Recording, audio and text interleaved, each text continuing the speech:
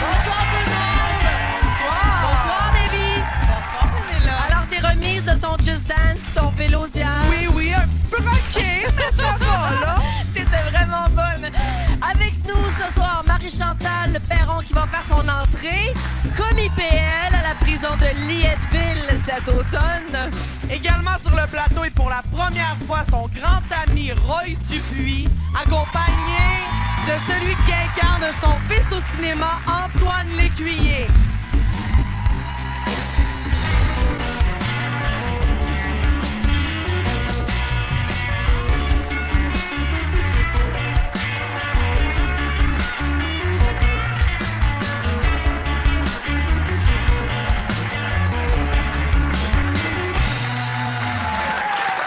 Je suis une femme patiente. Ça fait 5 ans que je l'attendais. Voici Roy Dupuis.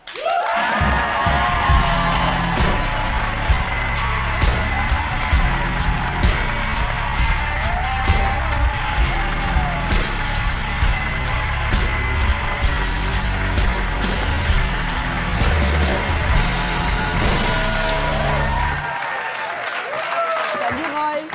Allô? Il me fait un petit signe. 5 ans? Ça fait 5 ans? Oui, ça fait 5 ans. Et merci d'avoir accepté parce que je sais que c'est pas nécessairement la chose que tu devrais faire. Mais c'est très apprécié de moi et de la part du public. Et on profite de la présence de Minou. Et c'est toi qui as donné ce surnom-là. Parce que tout le monde, vous savez sûrement, l'appelle Minou. Si c'est moi, je m'en souviens pas. Ouais. Mais, c'est je moi. m'en souviens. Toi, tu t'en souviens? Ouais, moi, je m'en souviens. Ça a l'air. Ouais. Mais moi, c'est-à-dire, j'ai toujours appelé Minou. Là. Je peux difficilement l'appeler Marie-Chantal. Est-ce Je que pense que tu... je t'ai jamais appelé Marie-Chantal. Non, je pense que je me retournerais Sauf là, même là. pas. Je me retournerais pas. Puis pourquoi... Est-ce que tu te rappelles pourquoi il t'a donné ce surnom-là? Ben, une fois, tu me dis, c'est parce que tu retombes tout le temps. Non, je t'éviterai pas. Mais une fois, tu m'avais dit, j'avais dit quoi, tu m'appelles Minou, puis tu avais dit, ben, c'est pour ça, tu retombes tout le temps sur tes pattes. Ben, c'est ça. Ah, c'est beau. C'est bon, hein? Ah ouais? Ouais. C'est poète. Hein? Ouais. C'est pas... Une des millions de fois que tu m'as ramassé en pleurant, là, tu retombes tout le temps sur tes pattes. Ouais, OK, c'est ça. Parce que ça fait partie de votre amitié, ça, l'espèce de confident, de celui qui... Ouais, là, c'est... Ben, enfin, c'est quelque chose qui appartient à Marie. Là. Je sais pas si tu as envie de rentrer là. Mais... Marie a eu des fois des peines, là. Puis, On va te j'étais là. demander de t'allonger. Ouais, j'ai été là, ouais, c'est arrivé plus... Ouais. Comment vous êtes rencontrés? Est-ce que c'est d'abord par le théâtre qui vous a amené ensemble? C'est à l'École nationale. C'est à cause des homards. Oui, c'était les homards. C'est-à-dire? Ouais. Ben vas-y, compte là. OK. C'est pas grave. On peut compter Ben, ça, on- c'est pas tu- grave. tu peux Après pas- Jimi Hendrix, on est correct. Tu peux finir mes phrases. Je pense que c'était la fête à Michel Rossignol, qui était la directrice de l'École nationale à l'époque. On se connaissait de vue, ou à peu près. Puis on la fêtait dans un restaurant où il y avait un aquarium avec des homards vivants dedans. Puis à un moment donné, on a eu l'idée de s'en prendre jusqu'à un puis se couroyer avec dans le restaurant. Là, ils nous ont... Ça a commencé comme ça. On s'attaquait aux homards. Ouais. Ouais. Là, ils nous ont mis dehors, hein. C'est mon premier souvenir avec Minou. Ouais. Est-ce que tu as un souvenir, à un moment donné, d'avoir vu Minou porter ceci? On va voir une Je sais photo. pas si tu vas t'en rappeler. Je sais pas si tu vas te rappeler qu'est-ce que c'est, ça. Regarde, Qu'est-ce tu qu'elle vois porte. plus gros, là. Savais-tu de ce là Ouais, ben on est aux Gémeaux, en tout cas. Ouais. Il y a des Gémeaux en arrière. Mais la robe, ça dit-tu quelque chose? Non. Vas-y Tu donc, rappelles Minou. pas de ce tissu-là? T'en-tu dans ton garage? Ah oui, c'est un rideau de velours noir. OK. Oui, c'est ça. Ben, il Ah, était je- pas noir, gars. Il est comme en paisley, là, tu te rappelles? Ah, c'est toi qui es parti avec. Toi, tu faisais ça. Ben non, mais c'est juste qu'à un moment donné, je sais pas, il y avait une fête chez Roy, je sais pas trop, puis on était dans le garage, on faisait du ménage parce qu'il y avait comme un... Le deuxième, c'est comme quand plein de monde peuvent dormir, là, un dortoir. Puis là, j'ai vu le dessus. Là, j'ai fait, voyons donc, qu'est-ce que ça fait dans un garage? Ça n'a pas de sens. Puis il était piné en plus. Puis là, il dit, bon, donne-moi-les, donne-moi-les. Puis il demande à Céline, que là, j'ai demandé à Céline, je peux avoir le tissu, s'il te plaît? Elle dit, oui, vas-y, minute. Puis là, je suis partie. Puis là, comme 2 mois après, il y avait un gala. Puis là, on présente un prix. Puis là, il fait, non, c'est mes rideaux de garage. C'est ça. Mais au moins, il avait servi. C'est un upgrade, mettons. Oui, c'est un upgrade. J'avais envie de profiter un peu de ta présence parce que hier, on a parlé du fait que Debbie allait incarner la Bolduc, qui est un personnage marquant, évidemment, de notre histoire. Ouais! Dans le film sur sa vie, qui sera tourné dans les prochains mois. Et comme tu as fait Maurice Richard, c'est quoi la partie de soi, quand on est comédien, qu'on peut mettre dans un personnage qui a existé et qui a été tant aimé du public? Ben moi, je l'ai rencontré, Maurice.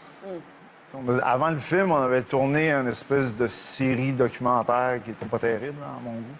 Puis c'est un peu là que je me suis rendu compte, je le connaissais pas tant que ça, je connaissais pas l'ampleur du personnage. Oui, c'est comme joueur de hockey, mais à quel point ce personnage-là avait dépassé finalement le sport, qui était devenu un symbole, le symbole de l'éveil d'un peuple, finalement.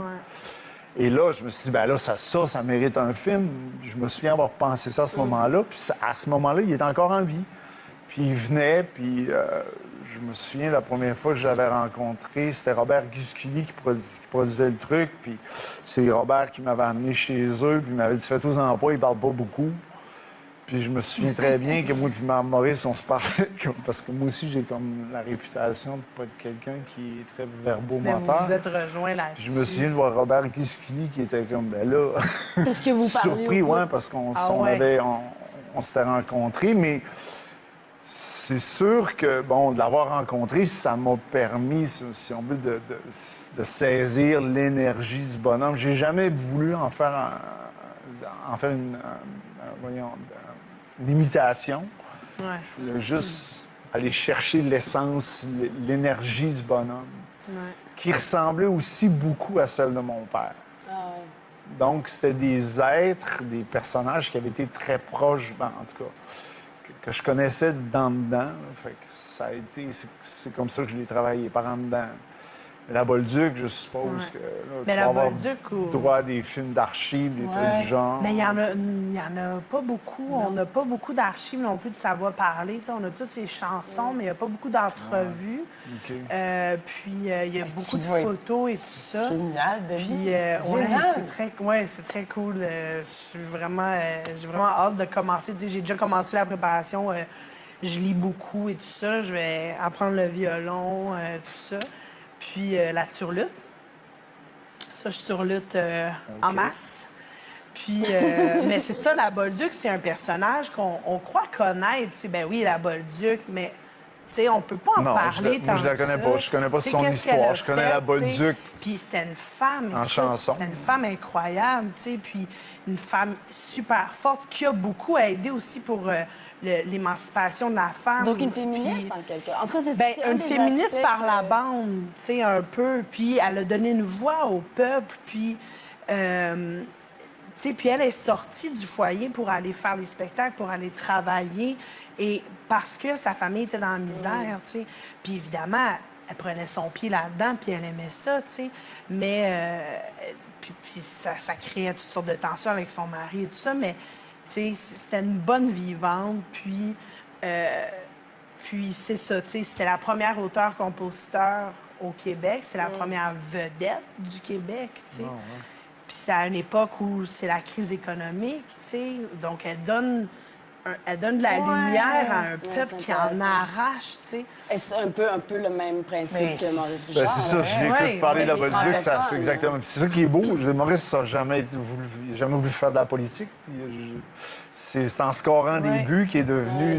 Et je pense que qui a donné une fierté à un peuple qui en avait peut-être besoin, qui en avait presque plus à ce moment-là. Dans cette humilité-là aussi, ils sont devenus des grands, je trouve. Tu sais, ils sont devenus plus grands que nature, puis ils ont changé notre histoire. Mais tu changes pas l'histoire en disant « je suis en train de changer l'histoire ». Non, c'est ça. Tu le fais, tu sais. Et Maurice l'a fait un petit peu à un moment donné parce qu'il s'est rendu compte, puis les gars ont dû le pousser dans le dos, puis ils se rendent compte à quel point il représentait pour Ouais, les gens. ouais. Il a quand pris même dit des conscience, choses qui étaient énormes, en tout cas, pour l'époque. OK. Tu sais, quand il a gagné finalement le championnat des compteurs, puis qu'il a dit à la radio, mais c'est une victoire pour les Canadiens français. Ouais. Là, il vient de dépasser. C'était pas innocent. C'est pas juste une victoire Il pour savait le Canadien de l'impact. Montréal. là. Ils C'est savaient une l'impact. victoire pour les Canadiens français. Il avait pensé à Il savait ce qu'il l'histoire. disait. Déjà là, il y avait. Mais c'est le plus loin qu'il est allé quand même. Ouais. Mais il l'a dit. Ouais. On va faire une petite pause et au retour, on va accueillir celui qui joue ton fils dans Le bruit des arbres. On fait ça. On fait une pause. Revenez-nous tout de suite.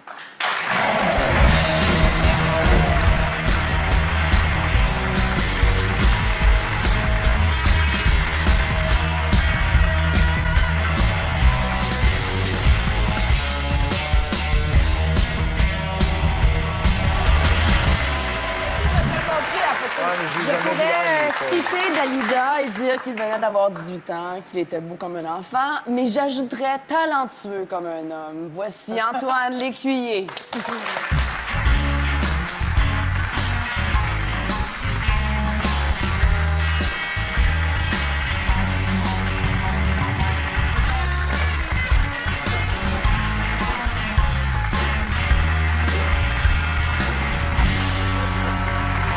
Salut Antoine. Oui, très content de le recevoir sur le plateau.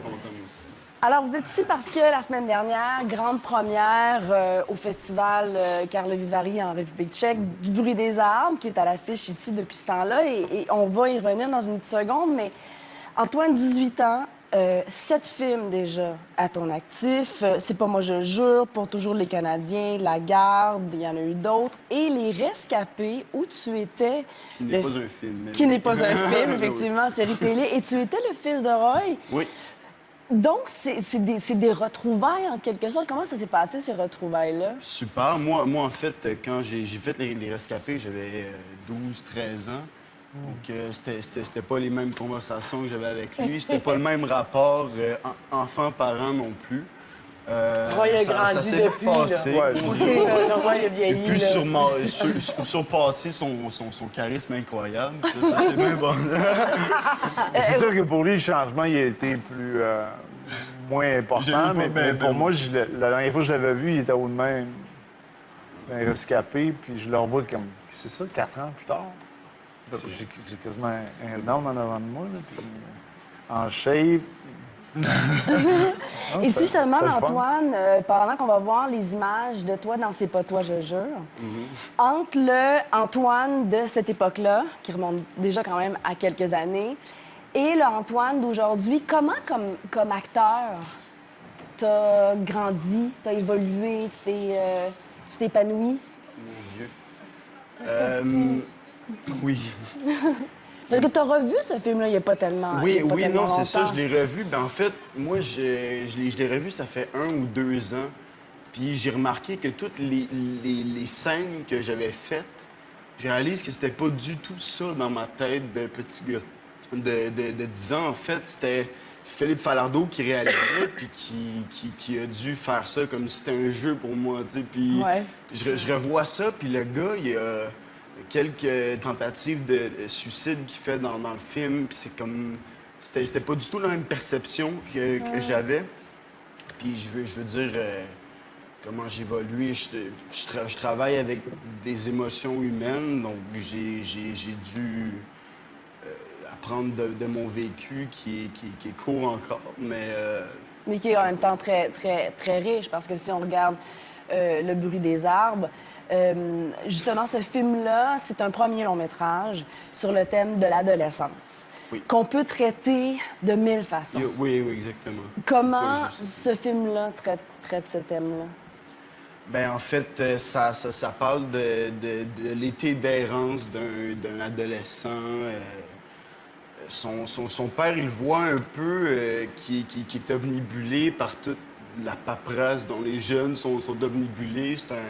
C'est un gars qui aime bien, qui est bien dans la culture du rap hip-hop, toutes ces affaires-là. Donc, On se situe en région.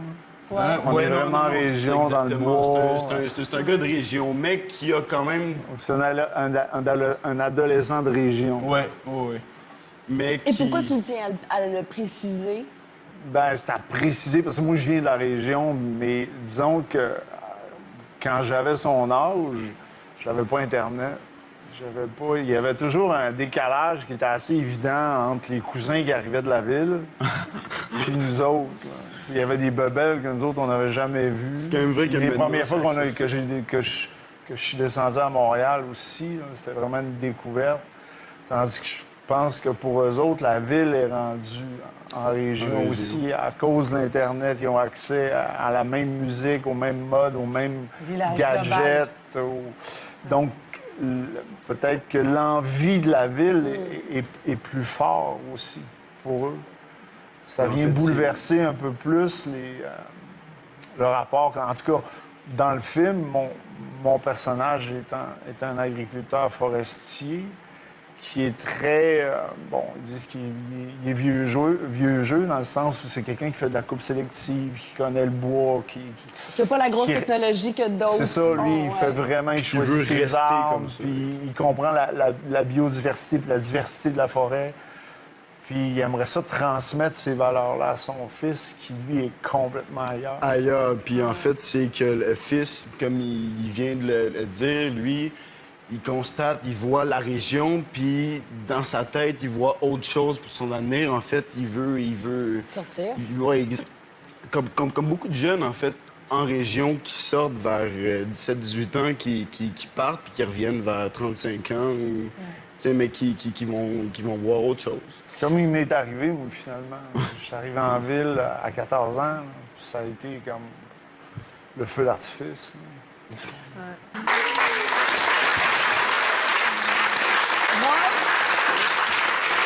Pourquoi tu dis que c'est un rôle comme tu n'avais jamais joué avant?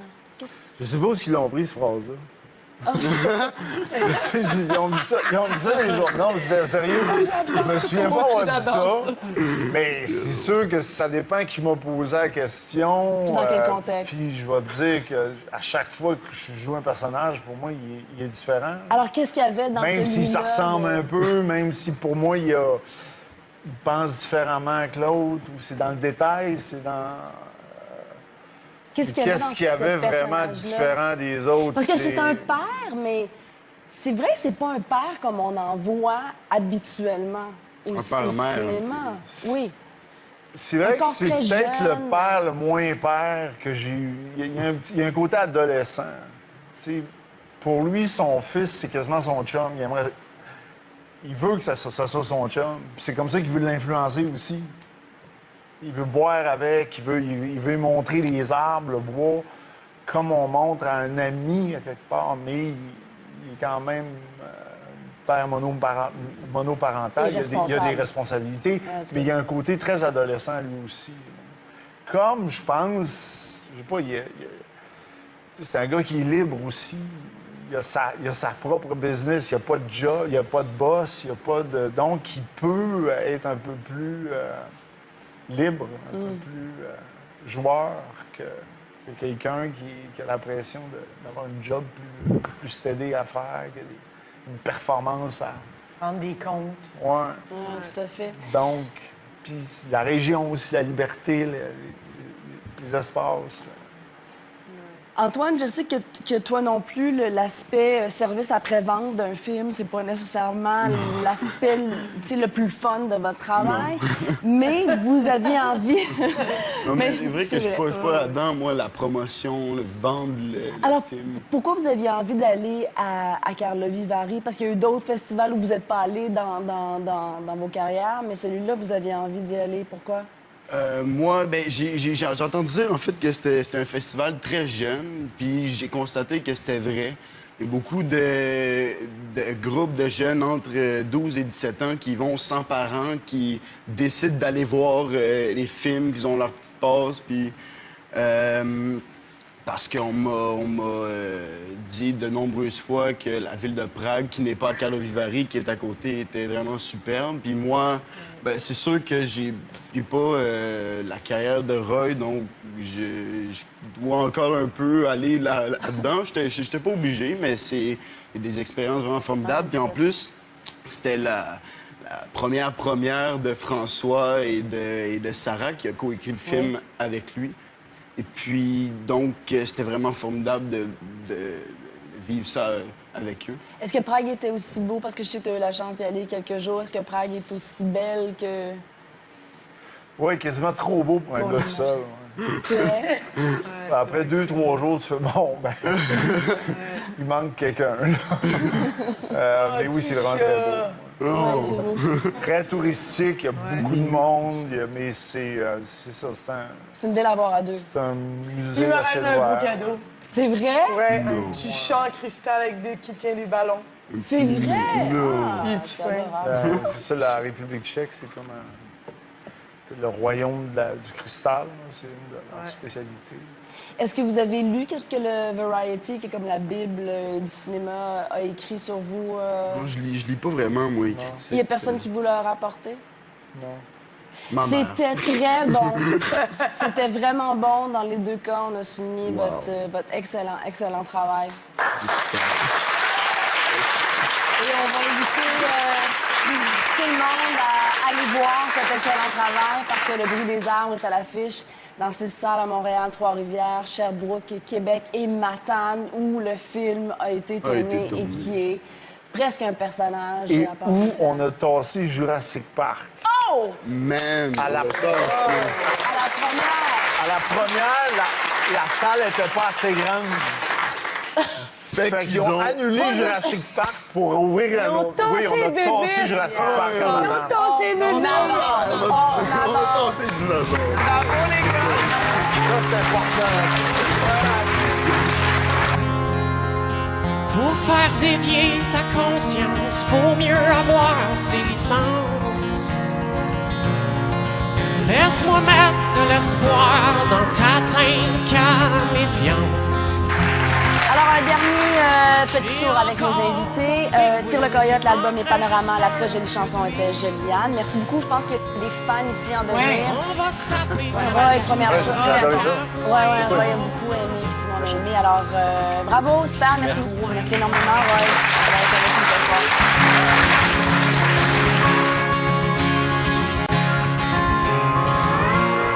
Et si un jour l'avenir se décide à virer de bord, sois certaine qu'on s'arrangera pour y greffer quelques trésors. Je trouverai le moyen de scalper ta tristesse